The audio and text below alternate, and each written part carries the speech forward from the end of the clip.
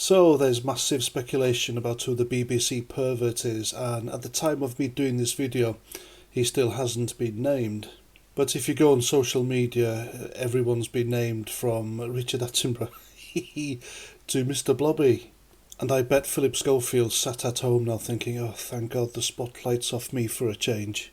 But every BBC star you can think of, they're all coming out of the woodwork and saying, no, it's not me, I'm innocent.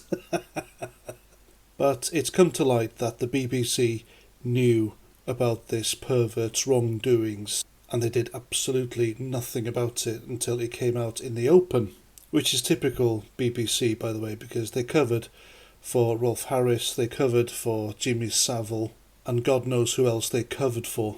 And they did this using your money, the people who pay the television licence fee. And this is yet another great example of why they should just bin the licence fee, make it a subscription-only service, because it's propaganda. The BBC lies. And they even push their crap through the soap that they produce. EastEnders, for example.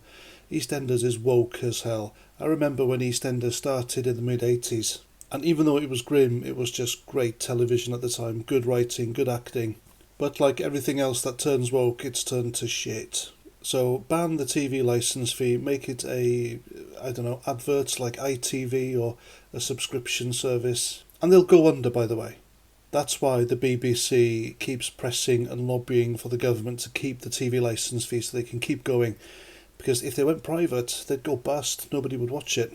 And I mentioned to you in the last video about that horrendous statue that's still on the entrance of the BBC Broadcasting House in London. So if you research into that, it should tell you everything about the BBC. Now, according to the victim's mother, this guy was seen in a screenshot, stripped to his boxer shorts on a sofa. And she said he was leaning forward, getting ready for my child to perform. Good God. She also says she overheard the BBC presenter shouting down the phone to her kid, saying, I told you not to effing ring me. Now this man, and we know it's a man, first requested images of the kid when they were 17 back in 2020 and made a series of payments since then.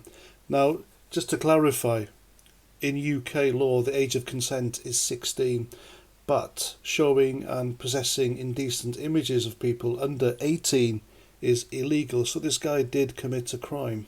Now, according to the BBC, the presenter hasn't been suspended and they're still paying him his 6-figure salary in full, and this is why the BBC needs to be transparent. I mentioned this in my video yesterday, and it needs to be transparent because it is publicly funded, and the people paying the TV licence fees are effectively patrons.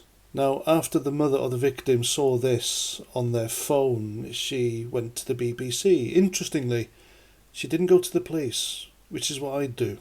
So she goes to the BBC, and then because it gets too much and she finds out that her kid, the victim here, spent their money, which they received from this guy, for the performance or the pictures or whatever, on drugs and got hooked on it.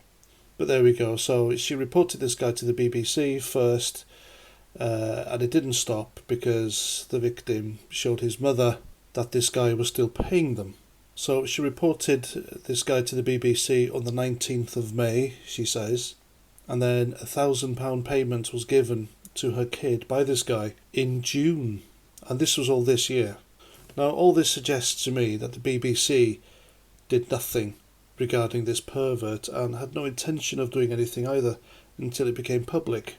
And only now is the guy off air, though not suspended, and he's still being paid. And it's quite obvious, really, that the BBC haven't learned from the past, the Jimmy Savile scandal, Rolf Harris and others. Because as long as they are making a lot of money forced from the people in order to watch them, and they have the backing of the government, then obviously they think they can get away with everything, can't they? In fact, after this, I'd say just scrap the BBC altogether.